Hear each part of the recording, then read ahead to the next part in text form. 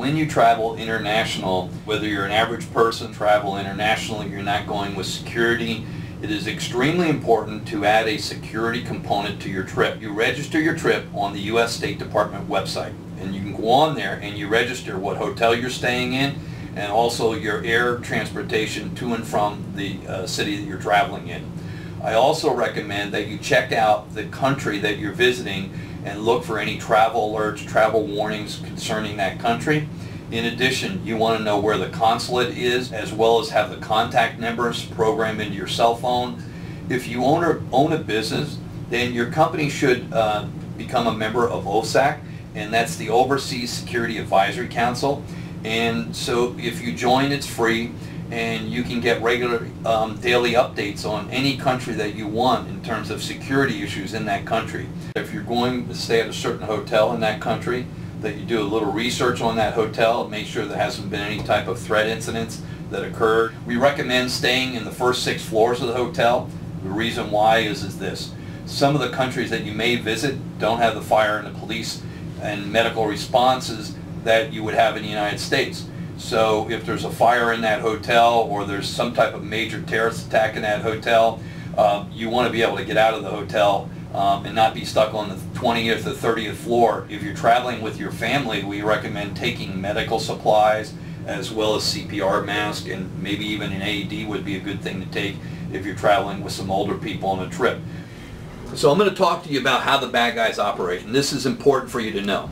So whether they go after an individual or whether they go after the World Trade Center and they want to attack a big facility in Los Angeles here, they're going to operate the same way. They're going to pick a soft target where they know that they can penetrate, that the security is weak or there's no security, versus a hard target, which would be maybe a military facility where there's a lot of security, a lot of people with weapons. And the thing about the bad guys is they have all the time in the world. Then they're going to finally say, okay, this is the target we're going after. Then what they're going to do is eventually deploy to that area, execute the attack. So it's important that you as an individual detect that there's somebody doing surveillance on the hotel, and then what do I do and how do we deal with the situation? When you add a security component to your travel, you have to have the mindset of a Secret Service agent. Number one, you want to plan all of the locations ahead of time that you're going to go there. What you want to do is establish what routes am I going to take from my hotel to that location and back.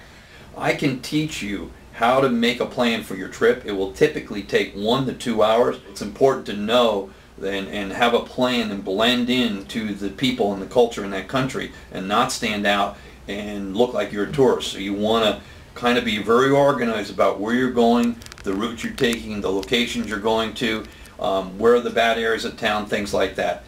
So a couple final points that I would like to make in review.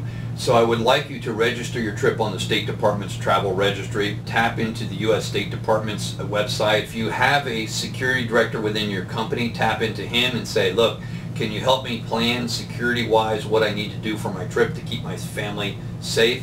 You take medical equipment with you, a first aid kit, CPR mask, and maybe an AED. Stay away from the cops if they're corrupt in that country. Have GPSs. Also, know how the bad guys work. Remember, we talked a little bit earlier about that you want to know if somebody's doing surveillance on you, what you should do if they are doing surveillance on you, and know how the bad guys operate. Know that they're going to be doing surveillance, they're picking a soft target, and one of the most important things in the ending thought that I'll give you is trust your intuition.